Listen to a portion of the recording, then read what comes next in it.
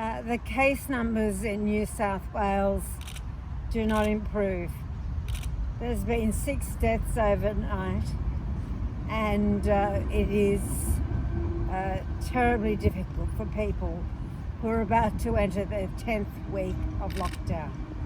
For parents that are homeschooling, we recognise how challenging it is and say thank you, and thank all of those people that have gone out and got vaccinated and done the right thing. We're also seeing, worryingly, that cases continue to rise in western and far western New South Wales. Today alone, we had 4 new cases in Wilcannia. There are now upwards of 80 people in Wilcannia, in a town of 700 with COVID, and there are upwards of 800 infections across the western region of New South Wales. It is too little too late, 2.5 weeks late, to get mobile homes out to Wilcannia. Wilcannia has been crying out for the capacity to isolate for a very long time now. I've just spoken to some people from Burke and Brewarrina. They have formed and will have the first meeting of First Nation grassroots community organisations in the western region of New South Wales tomorrow. I also want to make some comments. About what we see now. There was a call for papers last week by Labor, and we now have the actual rates of vaccination of First Nations people across the country. The best way you can describe it is patchy. The worst way you could describe it as incredibly worrying. And no matter where you go, apart from the state of Victoria, the vaccination rates of First Nations people are way below the vaccination rates of the rest of community. In Western New South Wales, the true vaccination rates are about 12 to 15%. Worryingly, in Central Australia, they are very low as well, something like 12%. In outback Western Australia, the vaccination rates on average are about 7%. This is just not good enough. I hear the complaints about vaccine hesitancy. That can be addressed by proper communications, proper measuring. It's not insurmountable, and we've seen that in Victoria. We've seen it in other jurisdictions where this has been overcome, including the Awabakal Nation of the Hunter region in New South Wales. What is the national plan? There isn't one. And with the vaccination rates that we are seeing nationally, it is an absolute worry about outbreaks in other communities. Can I finally say this? Is that the government clearly has the statistics, the number of vaccinations in First Nations communities. Why won't they publish it? Why does it take a call for papers to unlock the vaccination rates in First Nations Australians across this country, and they are woeful in some areas? Happy to go to questions. Stephanie? Thank you. I have a few questions. Firstly, the federal government's blamed hesitancy for gaps in vaccination rates among Indigenous and non-Indigenous Australians. Do you think hesitancy is a reasonable explanation for why rates are so low? Hesitancy is not an excuse for the federal government, who is responsible for vaccination rollout. What needs to happen where they believe hesitancy is a problem is to look to states and areas that have overcome the issue of hesitancy. The Awabakal Medical Service in the Hunter is a great example where they got prominent Aboriginal families in the area to get fully vaccinated, and that serves as a role model for the rest of the community. There's no hesitancy up there. Look at the vaccination rates in Victoria, almost 60%, because Aboriginal community organisations had the responsibility and the trust to be able to roll out the vaccines. So this issue can be overcome. It takes communication and it takes forethought to understand where there is a problem and ways to overcome it. I'll just ask a couple more, if that's okay. Yes, of course. Health Minister Greg Hunt has also said the government's insured cases among First Nations people are much lower than they would have otherwise been. Does the government deserve credit for keeping cases lower, as Greg Hunt says? Well, I heard the Minister for Health and Ageing make that claim, and he is correct. And it has been more luck than design that there has been fewer hospitalizations and fewer deaths.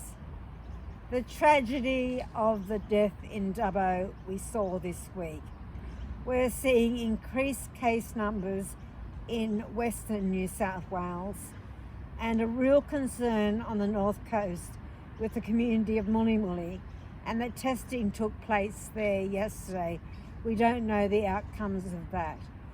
What I say is that when you have a look at the experience, for example, in North America with First Nations communities in some countries in South Australia, once the virus got into those communities, it was devastating.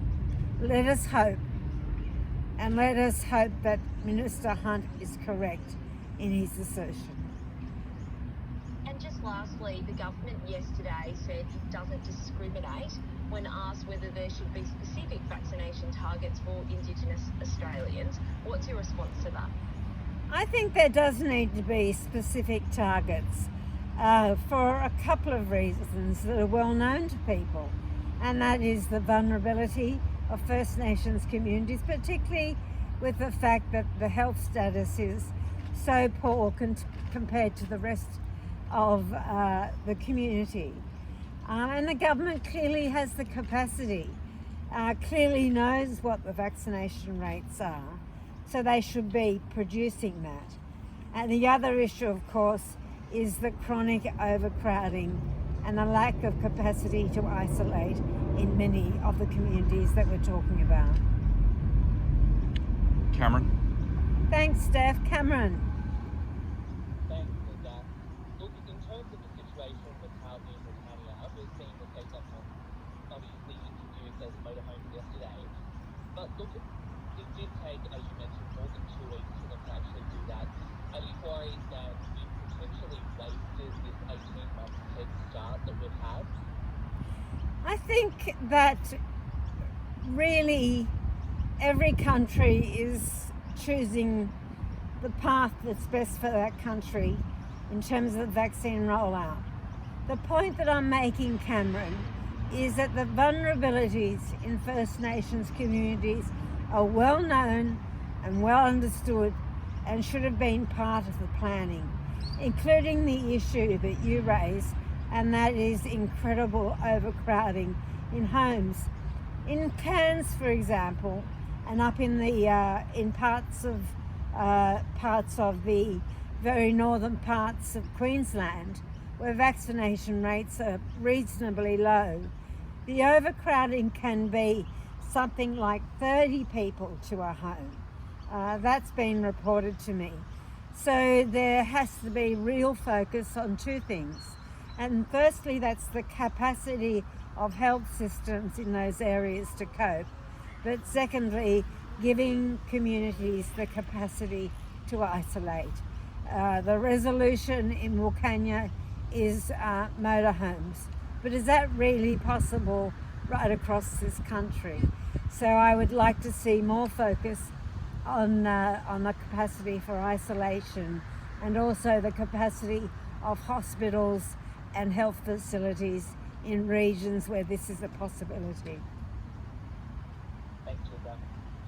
And Philippe. Philippe, Thanks, Linda, and apologies for the noise earlier on. it's okay.